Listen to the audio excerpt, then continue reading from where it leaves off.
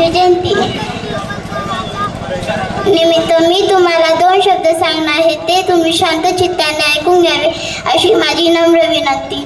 शिका, संघटित व्हा आणि संघर्ष करा हा तुमच्या आमच्या जीवनाचा अमोल मंत्र डॉक्टर बाबासाहेबांनी दिला. तुमच्या आमच्या सुखी संपन्न समृद्ध जीवनासाठी बाबासाहेबांनी फार कष्ट केले, घाम गाळला, रक्ताचे पाणी केले, झगडले, झुंजले, झिजले.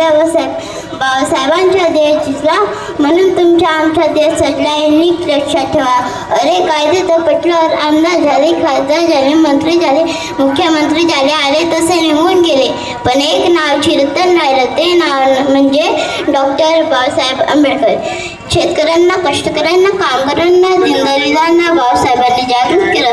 त्यांना स्वतःच्या हक्काची, बुद्धीची, बळाची, ताकदीची जाणीव करून दिली. मग रानातून, वनावनातून, गावागावातून, डोंगरदऱ्यातून हातात लेखणी घेऊन हा समाज बाहेर पडला. कोणी इंजिनियर झालं, कोणी वकील झालं, कोणी डॉक्टर झालं, कोणी कलेक्टर झालं. म्हणूनच म्हणतात सर्कस मधल्या बंदुकीच्या जगावर आणि हंट्याच्या धाकार अनेक वाघांना माणसाप्रमाणे जगाला शिकवणारे अनेक माणसं मी पाहिली, पण कसलाही वाघाशिवाय सामान्य माणसाला वाघ म्हणून जगाला शिकवणारा एकच वाघ मी पाहिला. त्या वाघाचे नाव डॉक्टर बाबासाहेब आंबेडकर. बाबासाहेबांचे कार्य, कर्तृत्व, नेतृत्व, मातृत्व हिमालयाच्या उंचीच्या सह्याद्री एवढं बुलंद आणि बलाढ्य आहे की त्यांची झुंड, लढा, मान सन्मान एवढा मोठा आहे. सरकारी कार्यालयात अनेक नेत्यांचे फोटो होऊन गेले, पण देवारात फोटो ठेवून ज्यांची पूजा केली जाते ते फक्त एकच विश्वरत्न होऊन गेले, त्यांचे नाव डॉक्टर बाबासाहेब आंबेडकर.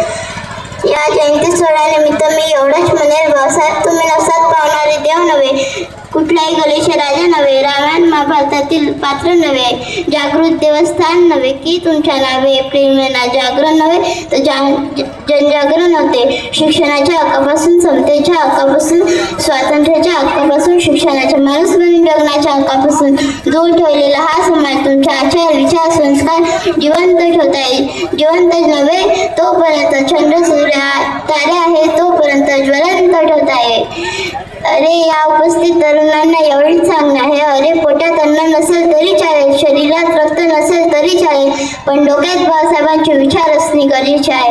अरे लोग तो इंसानों को गुलाम बनाकर बादशाह बने, पर गुलामों को इंसान बनाने वाले बादशाह बाबासाहेब थे. एवढं बोलून मी माझे 2 शब्द संपवते. जय भीम, जय भारत, जय संविधान. धन्यवाद.